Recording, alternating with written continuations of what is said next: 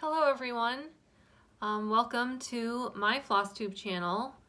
This is Flosstube number 4 for me and it is Friday, February 16th. My name is Rosanna and this is my channel about cross stitching. So today's video is going to be mostly just a regular update video. I have made some progress on a lot of the things I was working on in my last video, and I also got 2 things started that are brand new. Additionally, I took a weekend trip to Pennsylvania when I was visiting my brothers a couple of weeks ago, and on my way, because I live in upstate New York, so as I was traveling down south, I made a lot of stops at antique malls, thrift stores, that kind of thing. So I did have some new haul to show. And yeah, I guess I'll just get right into it. In my third video, I had spoken a lot about twin pointed needles and two-handed stitching. So I did want to give an update about how that has been going. And I will start by showing one of the larger samplers that I've been working on. This one is called the Summer Quaker by Lila's Studio. Let me show you the model again really quick. Here is the model of it.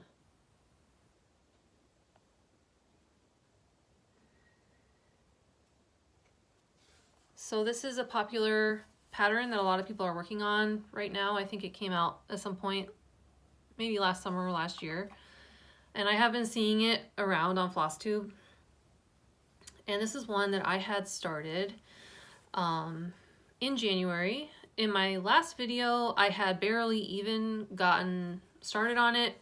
I had a very little bit in the corner, maybe 50 stitches or less, something like that. But this is one of the projects I have been working on with the two-handed stitching and the twin pointed needles. So I wanted to show what I was able to get done with it so far.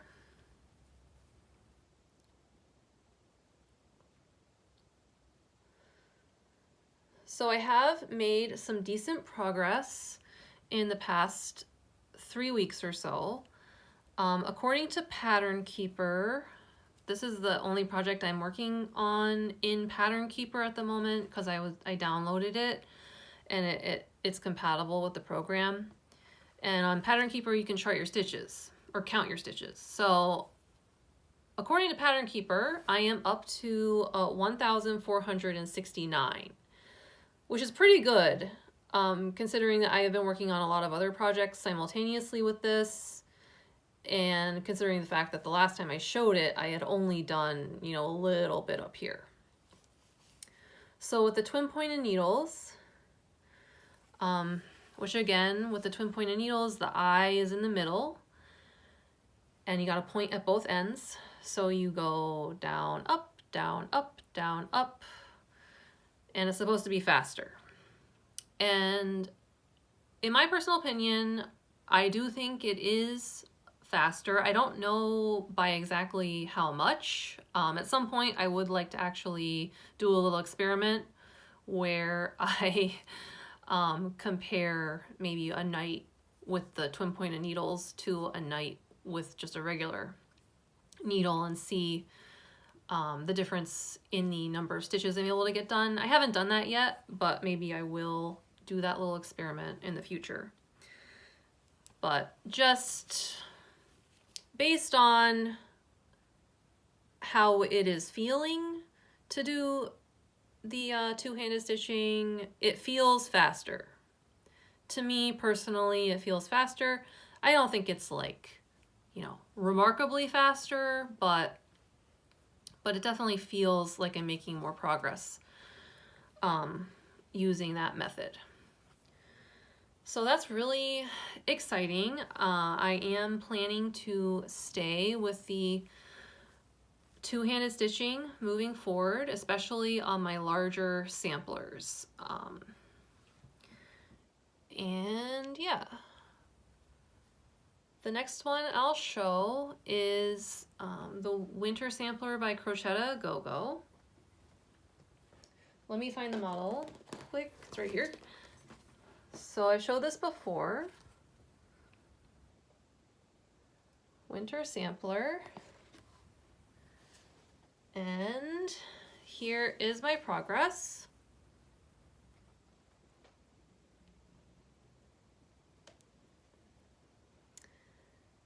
And once again, I do think I have made considerable progress. I got the house started, and that house is going to take a long time, of course. It's really big. I did that tree with the cardinals. I am working on the border kind of bit by bit. I don't want to do it all at once because the borders, I find them to be a little bit boring, as I'm sure a lot of people do. So if I just do a little bit at a time, then it becomes more manageable. But I am really enjoying working on this one, and this is another one where I have been using two-handed stitching with twin pointed needles. The fabric for this is just the called for fabric, which is a vintage country mocha, and I chose the 36 count linen for that, and I'm stitching it 2/2 with the called for DMC threads. And I forgot to mention this with the summer Quaker, in case anybody wants to know. This is 36 count platinum linen, and I'm also doing this one 2/2. So those are two of my bigger samplers. The last big sampler I'm working on is the Moonlight sampler by the Blue Flower. And the model for that one is right here. Trying to minimize the glare. So this is the one that has all of the very cute nighttime animals, like an owl. We got a couple of moths. We got an opossum, and just like really, really cute little animals with the theme of nighttime. And here's my progress.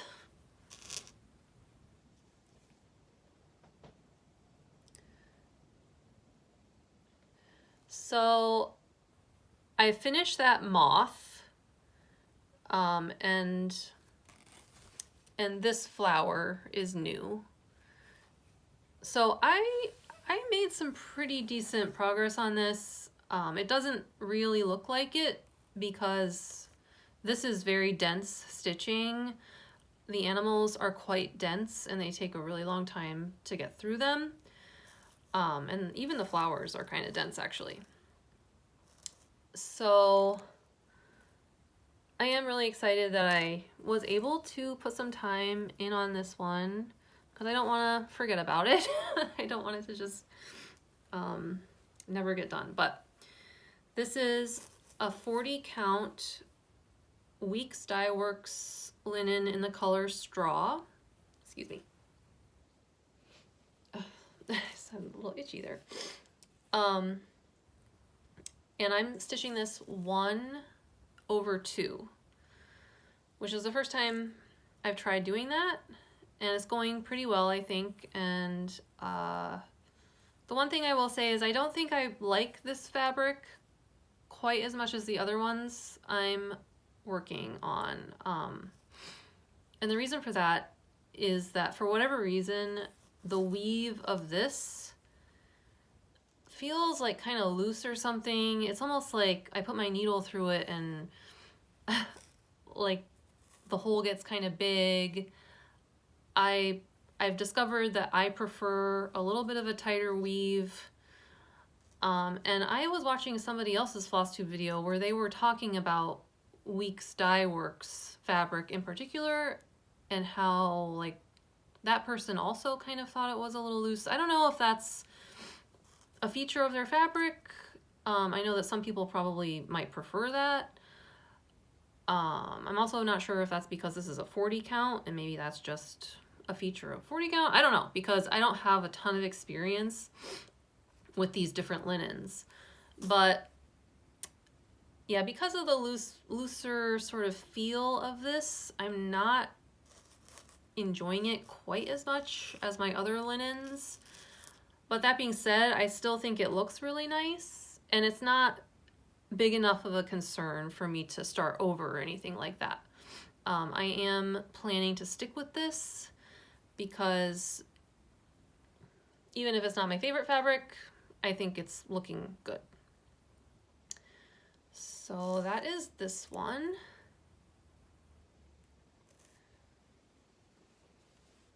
So those are my 3 large samplers that I am currently working on. And I did just want to say about the two-handed stitching, I did find a new stand. Just by sheer luck, I was out on one of my thrifting excursions and I found a cross-stitch stand. And I'm going to show it to you here. I'm just getting the pieces, but okay, so first I'll show you, like, here's the top of it. And you can see this is like hinged and it has a hoop. Okay, and then this is like really awkward, but this is the base. And you put the stand part, or the hoop part, into the base like this, and you just tighten it so it doesn't move. The nice thing about this stand was that it came with 3 hoops. This is the biggest one, and they all had the attachment on it because it's obviously a set. So it came with this larger one and then 2 smaller ones. All of the pieces seemed to be there. It seemed to be complete. And wow, when I found this, I was just so excited to get home and try it. And I am really loving it. I think this one is better than the hands-free stand I had been using, which was, it was a Q snap that had been like adjusted to have a stand on the bottom. But for me, it was a little bit awkward to use it comfortably. And I mean, it's okay. And I probably will still use it for some things. But this does seem to be quite a bit of an improvement, and the design, it seems like someone who who understands cross-stitching and, you know, understands what needs to happen for hands-free stitching designed it. So this base, you know, you can like put it on your lap, or it can be with you on the couch or whatever when you're stitching, and it's really easy to adjust this part to get it at the right angle. So that's been really cool. The name of this stand, if you were curious to look it up, I have the little sheet that came with it actually, and this is what it was called. I'm not sure how to pronounce that, but it says down here made in the UK. So yeah, I know that there's a lot of similar stands out there, but I'm really, really happy with the way this one is working out for me.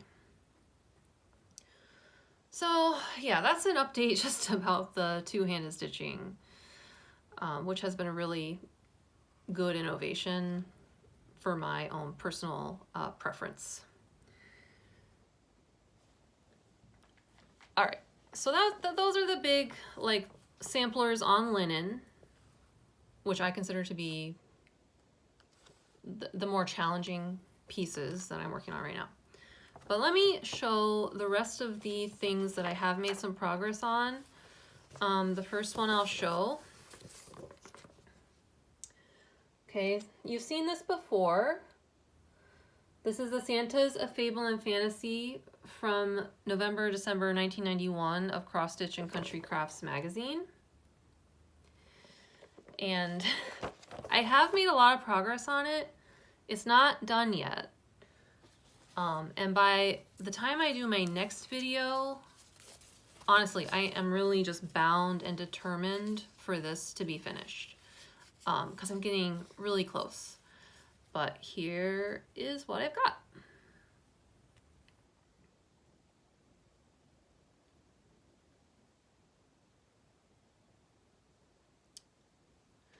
So I made a lot of progress on the borders.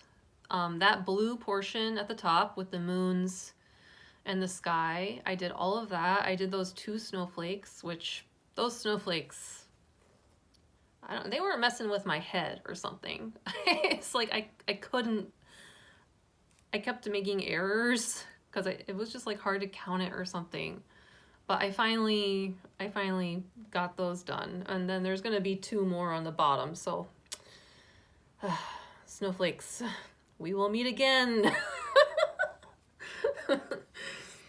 But I also did those hearts on the bottom and got most of the numbers done, got the outline of Santa's. So yeah, I am really close with this one and I would love to see it done by next video. I do still have to do this, the part down here, which is again, much like this part up here is like a full coverage portion. So it takes a little bit to get that done. But super excited about this. And yeah, this was a really fun stitch. I enjoyed it. I'm talking about it like it's over. It's not over yet, but.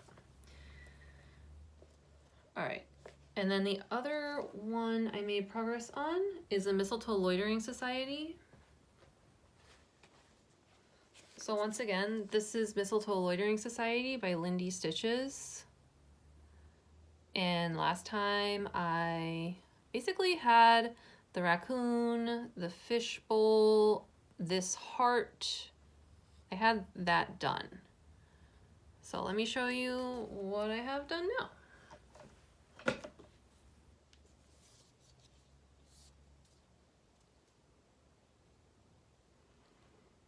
I finished the penguin. Oh my gosh, he's so cute. I'm thrilled with this penguin. He turned out awesome. The only little thing I changed was the black part with his wing here. I ended up stitching that 3/2 because, you know, 2/2, I was seeing too much of the fabric and I really wanted it to be, you know, solid. So I did that part 3/2. All the rest of it is 2/2. I also finished this sign, which took a fair amount of time to do that because it's all filled in. So that was kind of a big part that is now done. So that's good. And yeah, I'm really looking forward to doing the cats and just working on some of these other elements. And I will say this has been very, very fun to stitch for me. I really like it.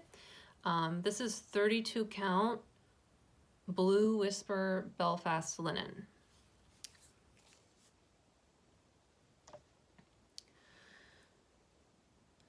Okay, so those are my current projects that I had made some progress on since last video. And then I also had 2 brand new starts, so I did want to show them. The first one is Shelter in the lighting keeps on changing. Shelter in the Storm. I'm going to find the model here.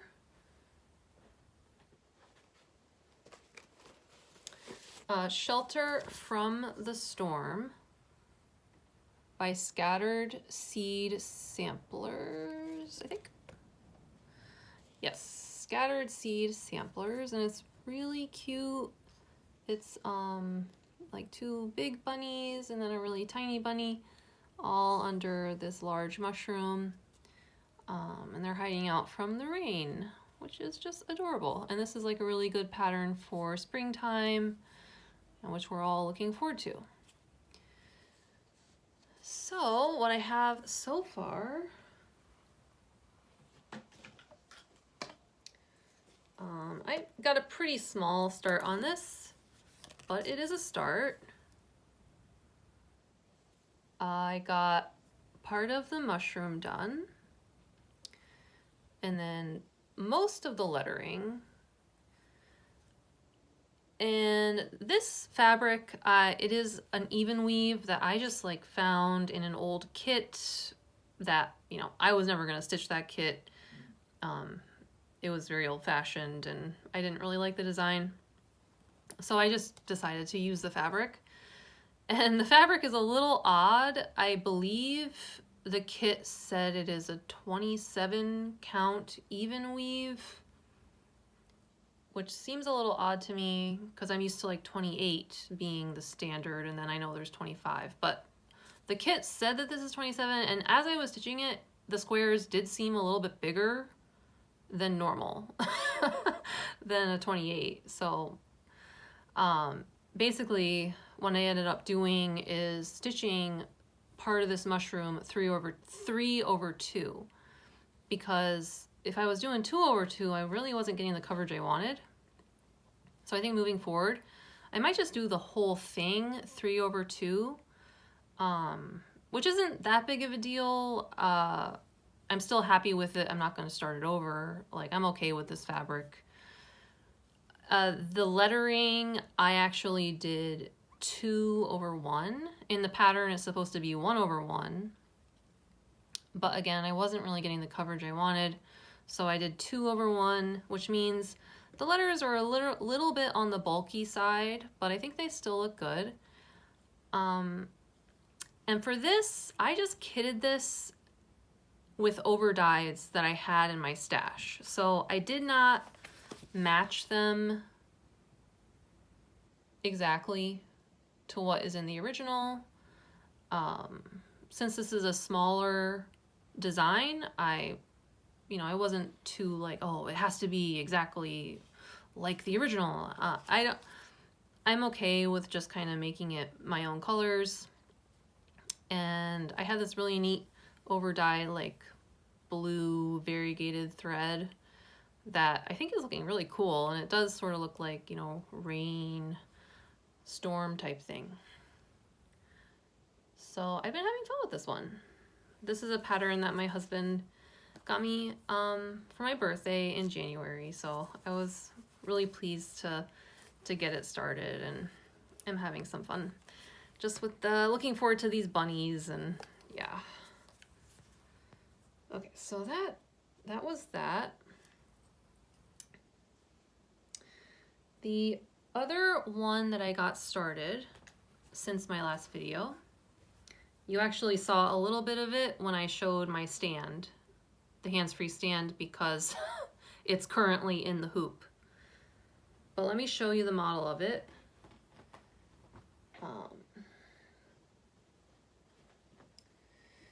If I can find it. Okay, I found it. Sorry. So this is, I'm sure many of you have seen this before. It's Plum Street Sampler, and it's called Jack's Bash. So this is a Halloween themed cross stitch. Basically the idea is that this guy Jack, it's his birthday, but it's also October 31st. So they're having a party for him, and up here you can see like a little haunted house type thing. And yeah, it's beautiful fall colors. And I just love the little the little poem in it. Here in the rust and autumn bower, the knobby gourd and bitter flower We merry make and sing hooray to our friend Jack on his birthday. So that is just adorable, and I am a sucker for all kinds of holiday stitches, and I did want to get, well, I should say, I made this Halloween project bag.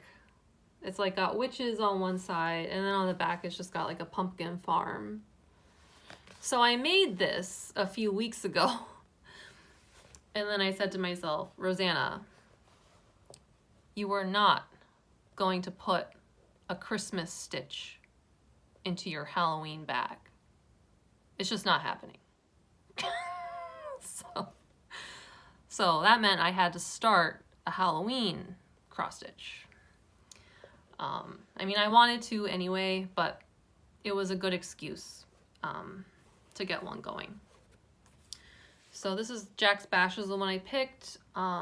This is my first time working on a Plum Street sampler design, but of course I am very aware of them and they've been on my radar for a long time. There's a lot of their patterns I love, so I'm really excited to finally be doing one. So all of that is to say that I did get a little bit of a start on it, and I'll show you. Here, I just removed this from the base. So I got a pretty small start with the flower and the beginning of that haunted house. And this is pretty dense stitching as well. Like this flower, you can see a lot of stitches in the flower, and there's going to be a lot of flowers just like all around. So this is not going to be a short stitch. It's going to take a long time, but I am really enjoying it so far. I'm just using DMCs. I decided not to get the over dyes for this. The fabric that I'm using is actually one, I also found this in a kit. And I wasn't interested in doing the kit pattern. So I decided I'm just gonna like buy the kit strictly for the fabric because I found it at an antique mall. And this is a 32 count linen. And according to the kit, the color is sand, which seems accurate. I think they picked the called for fabric in that kit. So I'm gonna go ahead and say this is 32 count sand linen.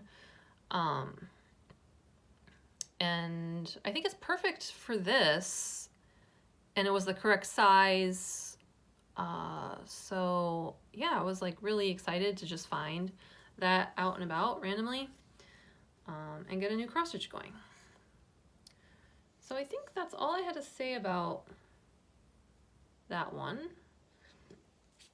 and my new stitches. So I guess for the rest of the video, I'll get into my haul. Let me see. So where to start? I guess I could start with this. I found this out on my antiquing thrifting excursion a couple weeks ago. This is a Dimensions Gold kit for coming home for the holidays. And it was complete. It had everything in there. If I were to attempt this, it would be my first full coverage piece ever. So, you know, I'm not sure if I'm quite ready to take that leap yet. I think I will be someday. So I'm gonna hold on to this because I love the design. I love Christmas cross stitches. I love anything having a sleigh in it. And the colors in this house are absolutely gorgeous. So I am considering starting this one. But if I do, I know I have to get myself into the mindset of a full coverage piece will take me years and years and years to do, especially when I have like a lot of other things going on. So I just have to be willing to accept that and just get into the mindset of it's going to be a long haul project, and just like be okay with that. So it's not something I've done before, but this is just too beautiful, you know, not to consider adding it to my rotation. So that was one piece of haul. There's a couple other like sort of vintagey things I found that I can show quickly. I don't know how much interest there are in this type of thing, but I found like these two cross-stitch books that were put out by the Kooler Design Studio. I want to say probably in the 90s. And you can get a lot of Kooler Design Studio patterns today. They've been like re-released as PDFs and stuff. So these aren't, I don't think they're impossible to find. I think you could even just like find these books because they're out there, and I don't think they're very expensive. But let me just show you the two designs that I really liked in these books. So this first book is called Gifts of Love by Kooler Design Studio. And my favorite one was definitely this.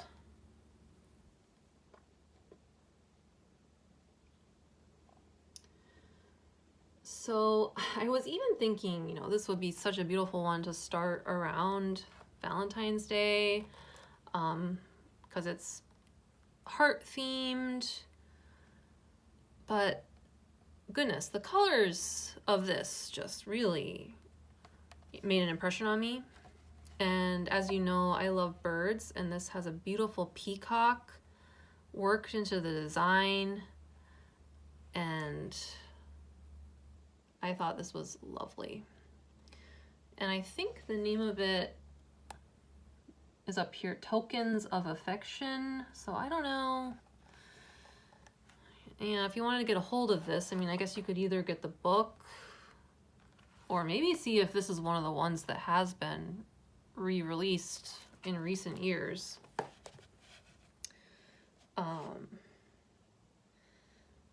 But yeah, just gorgeous colors. And, you know, for me, for someone, you know, who has been working on Santas of Fable and Fantasy for months now, I do have a soft spot for the vintage designs. And I really enjoyed working on this. And there's just something about a lot of these designs from the 80s and the 90s that some people think they're kind of dated, but in a lot of ways they're also really timeless. And I think the designers knew what they were doing at this time. Like, they knew how to put a color scheme together, and they knew how to chart a pattern really well. So I was excited to find both of these books. This is the other one I found. 555 cross-stitch designs for the young at heart. And this is also Donna Kooler, you know, is part of Kooler Design Studios. So these are the same like designers essentially for both these books. But my favorite one is Old MacDonald's Farm. And I think that's just incredible. There's just so much going on, so many details. I do enjoy a farm theme. I don't know if it's because I grew up in the country in central Pennsylvania. That might have something to do with it.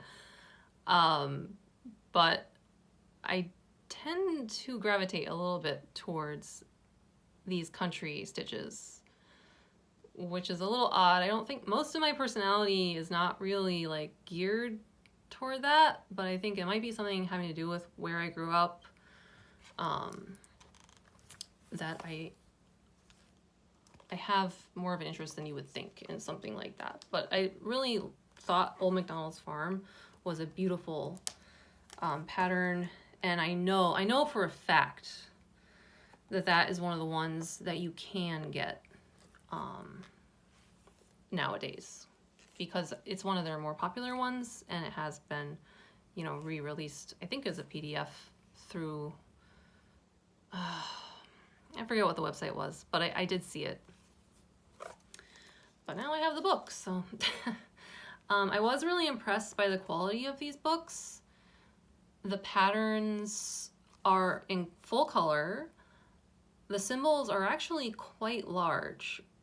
I mean, they're not huge, but in comparison to like the Cross Stitch Country Crafts magazine, where the symbols are like tiny, tiny, tiny, they clearly wanted to make the patterns in these books a little bit easier to read. They also separated out a lot of the motifs so you could do them separately if you wanted. So I think just a lot of care and attention went into making these books. So I'm really thrilled that I found them and can keep them in my stash for the future. All right. So what is my other haul?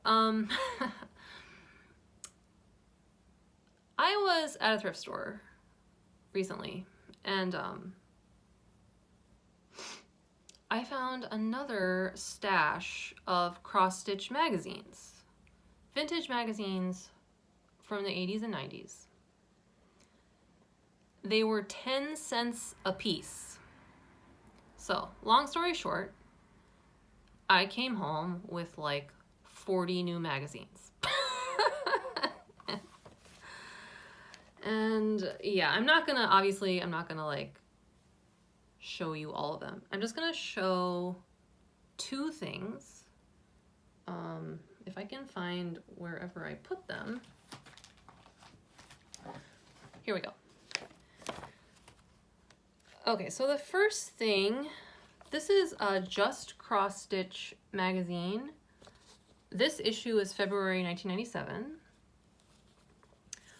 One of the designs in here really jumped out at me, and I'm going to put a photo in the video of this design because the way it is placed in the magazine, it's like in a crease, so it's kind of hard to just show it. So I took a picture of it from the magazine. I'll just throw it into the video. So as you can see, it is a Greyhound, and the Greyhound is in this extremely opulent setting, and he's looking out the window, I guess like observing all of his property. Like, this dog looks really wealthy. But he's wearing like this really lavish silk blue dressing gown or whatever. And it's just so cute. And if I were to attempt this, once again, this would be another full coverage piece. It's not as big as the Dimensions kit that I showed earlier. It's not as big of a pattern, but it's still full coverage, and it would still take a considerable amount of time. But I don't know, I just thought the design was really cool, and I like, you know, dogs and animals, so that's one I'm keeping just like in the back of my mind for someday when I might want to start a full coverage thing. The other thing that I'll show from the magazines that I found This is not one that I think I am gonna start, and I'll explain why. But I'll just show you what it is.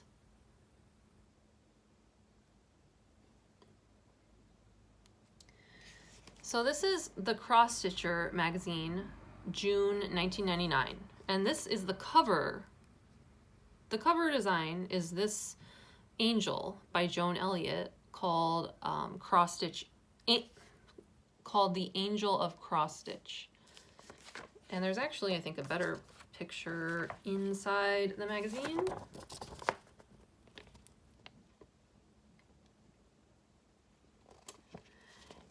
And I had seen this design before, just online. And it's beautiful. And it's got all these wonderful details about cross stitching, like she's got a sampler up here on the wall. She's got her own like floor stand that she's using to stitch all of her sewing things. It's gorgeous. However, I didn't know this until I read it in the magazine. Joan Elliott designed this for some kind of DMC anniversary. So she charted it with 391 DMC colors. 391. You know, you can even see. This is the color list. Each of these squares has 5 columns with all different colors of DMC. And I mean, gosh, like even though this would be just a beautiful thing to have on your wall, I can't imagine kitting up 391 colors. The idea of that is very overwhelming to me. So I honestly don't think I would do this one, but I was just very intrigued by this concept. And I was like curious if any of you out there had ever stitched it.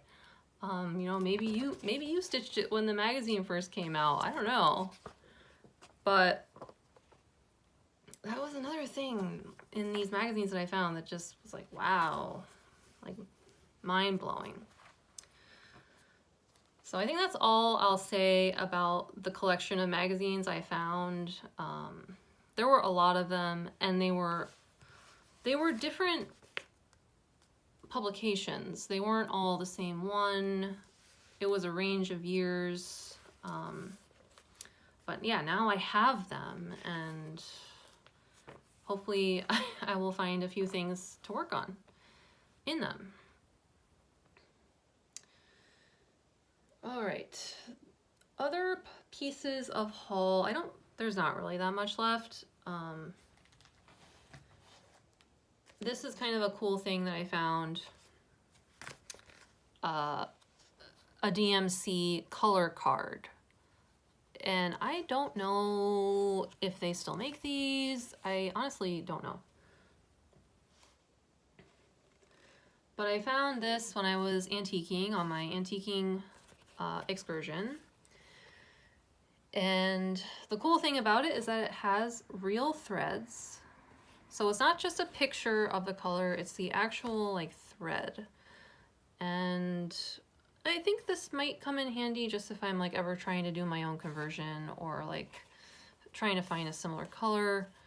It was just a neat thing to pick up while I was out. But yeah, it's really neat.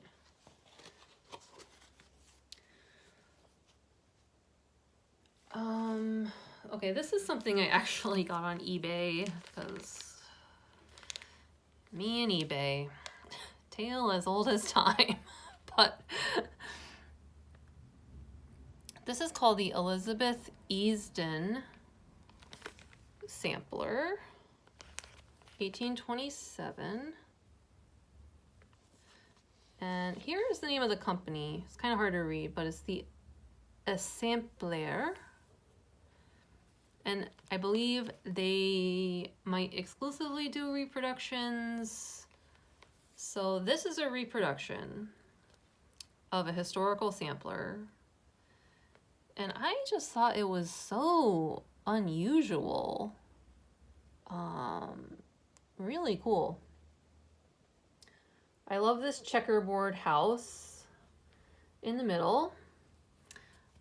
Also, like, all of these tiny animals worked into the grass at the bottom just seemed like really interesting to me. My favorite part is probably the peacock on the top of the house. So yeah, really neat. I don't think I would stitch the entire thing. I think I would probably not do the alphabets. I don't think I would do the border. I think I would probably just do the picture part of it. I mean, that would be a lot of work in and of itself, but yeah, I'm not as excited about the alphabets as some people, so. But that was cool. Just a really unusual early 19th century sampler.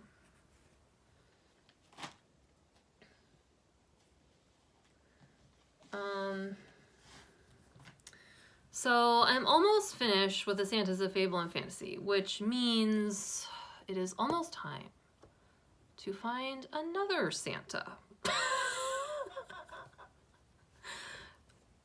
You can't go too long without a Santa cross stitch.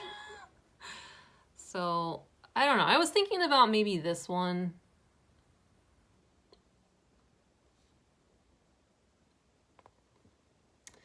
You know, like, this Santa has seen some things. Like, he's got some trauma he's working through. This polar bear is incredible. I don't even know what to say about this. I love everything about it. And let me see. This is called Noble Companions by Susan Brack, or Brock, I'm not sure how to say that. And this is, it comes with another one, Santa on the Horse. But the one that I'm interested in is this one. So this would be kind of a return to stitching on really dark fabric, which I haven't done since my first cross stitch. So this is a little bit in the future. I'm definitely not going to start this right away. I got to get my other Santas done first, definitely. And I really wanted to show the other Santa I have by Susan Brack, but I don't know where I put the pattern. It's around here somewhere, and I will show it in my next video. But I think it was like a part of this series, and it is also incredible. So that's one for a little bit further down the line. I will show a couple of things I just found, I bought online. So these are not like special thrifting finds or anything like that. These I just bought on purpose online. So here's one of them. From the Heart Needle Art by Wendy. And it's called Susan's Little Sampler. And this butterfly and border was taken from, it's a motif taken from a larger sampler, historical sampler.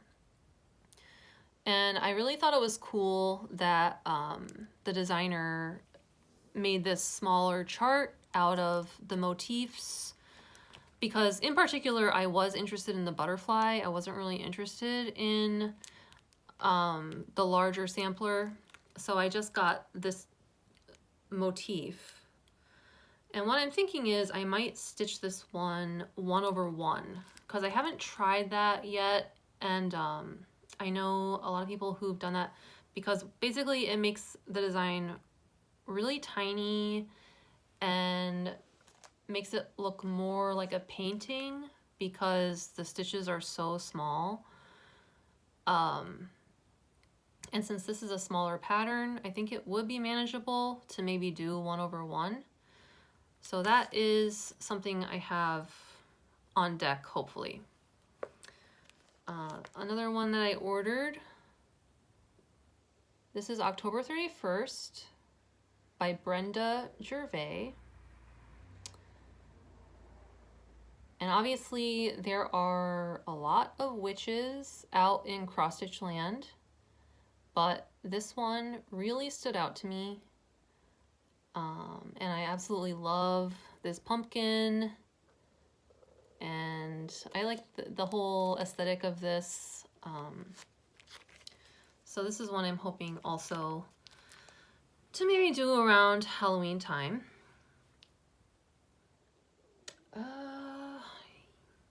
So I'm trying to think if there's any other haul I wanted to talk about. I don't think so.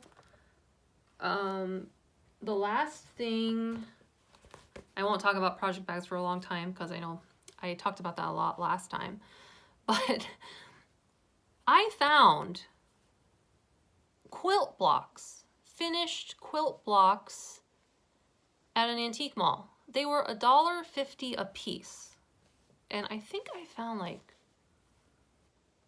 15 of them. I'm gonna put a picture in the video. So I found these quilt blocks and I was like, wow, you know, these look like the perfect size for project bags. I got really excited because if I don't have to make my own quilt block, that's like a win as far as I'm concerned. And most of them are Christmas themed. So, you know, I think I'm gonna be set for project bags for a while if I just like make all these quilt blocks into project bags, and then I use like my own backing fabric. But it's nice because they're the correct size already. So I just cut out the pieces based on the size of the block and then sew it all together. And it really doesn't take that long. So that was kind of a cool non-cross-stitch find. All right.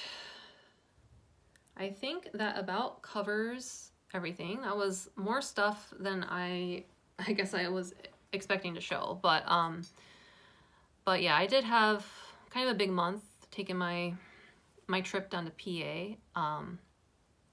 And in the ending portion of the video, this is just like 3 minutes long, but while I was on my trip, I tried to take a few photos of vintage and antique stitches that I just encountered while I was out and about. And I have compiled them together into a montage. So if you, like me, enjoy looking at the vintage stitches, please stick around and just watch that little montage. They're really beautiful. Someone clearly worked very, very hard on each and every one of them. And you can just see all of the heart that went into it. And I enjoyed, you know, traveling and seeing all of these beautiful things, and I hope you will enjoy seeing them in the little gallery that I made. But that is all I have to say. Thank you again for spending time with me today. I always enjoy watching your videos, and I really enjoy sharing all the things that I've been working on. And yeah, I will probably be back, you know, in a few weeks whenever I get this thing done. Whenever it's done, you will see me again. But happy stitching and have a great weekend. Bye.